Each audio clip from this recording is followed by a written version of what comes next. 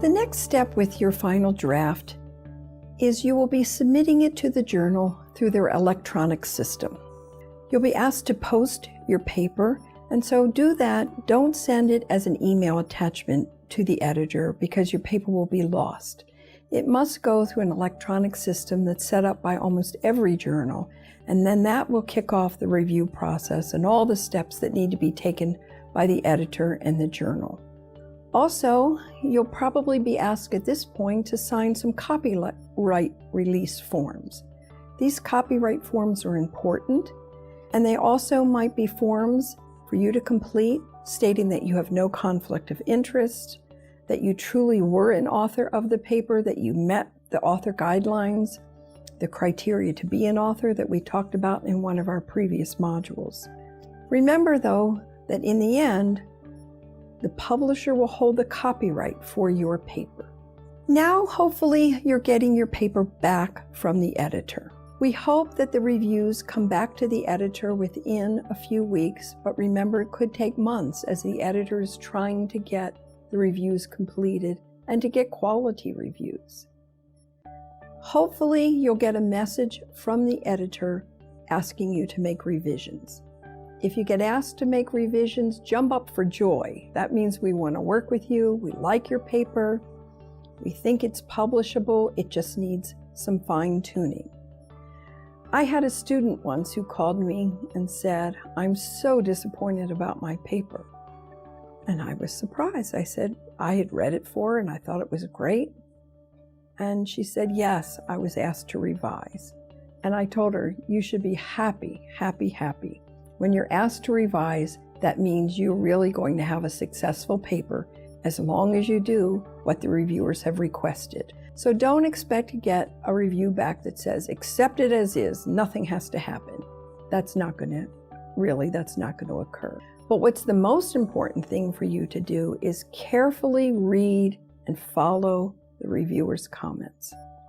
Initially, as a new author, you might be upset, you might be hurt, you might be angry about comments, but it's not about you, it's about your writing, and the comments are meant to be constructive. I'll tell you one of my own stories.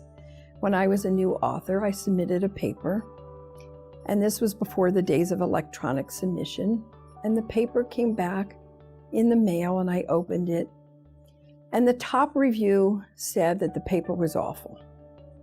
They really didn't like the paper at all, and I was crushed, and I was hurt, and I was angry, and I was upset, and I put the whole package back in the envelope and didn't look at it.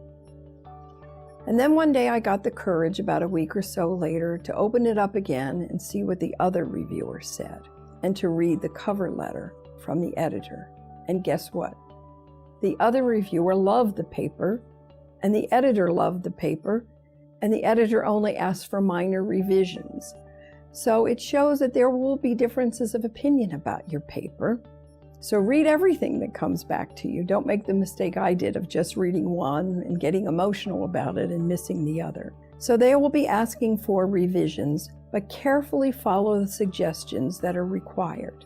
When you return the paper to the editor with the revisions made, the editor is going to ask you to summarize how you address the reviewer's comments. You'll need to create a table, for example. In one column is the reviewer's suggestion, and in the next column is what did you do?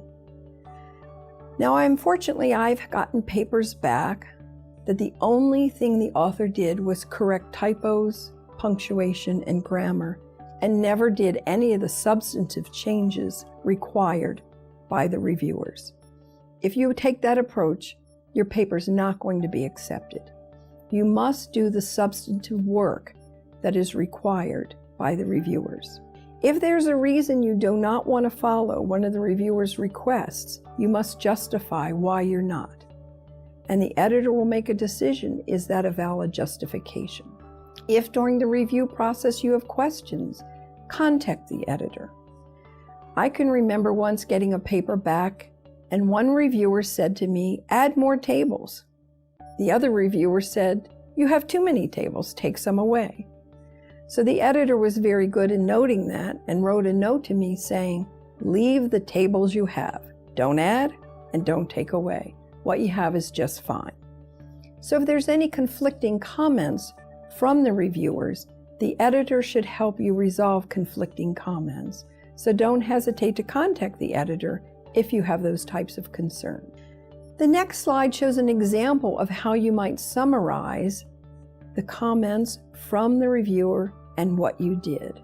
You cite exactly what page, where, for example, you expanded your explanation, you made the changes, you fixed a table.